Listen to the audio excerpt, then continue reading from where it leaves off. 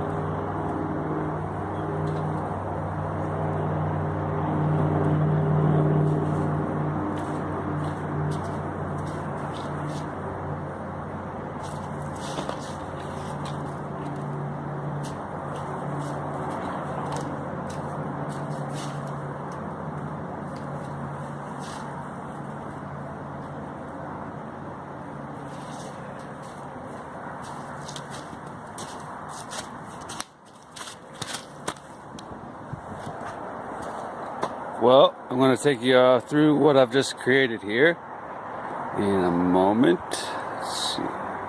So I've laid out these logs and I've created a little door here and created a bit of a roof on top. It's not finished. I will shingle it and lay some debris on top. And inside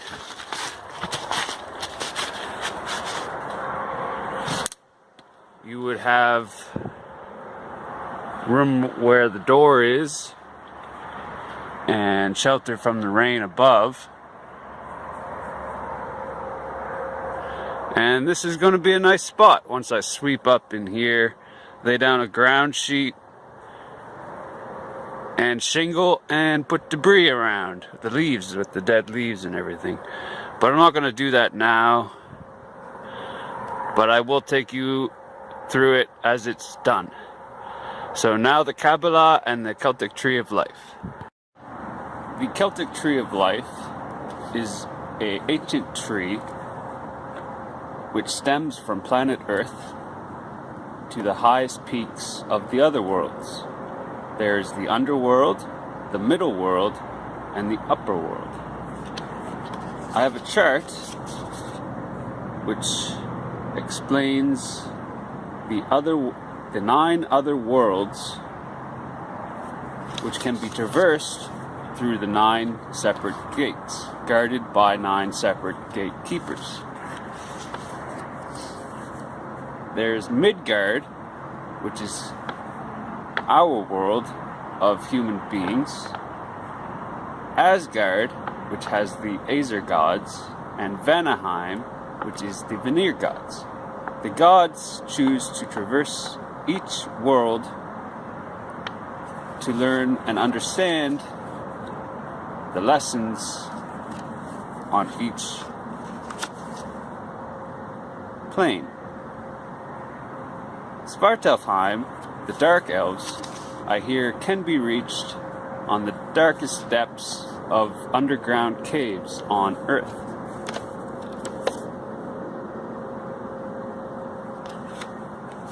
And on this chart is the connections to each of the other worlds.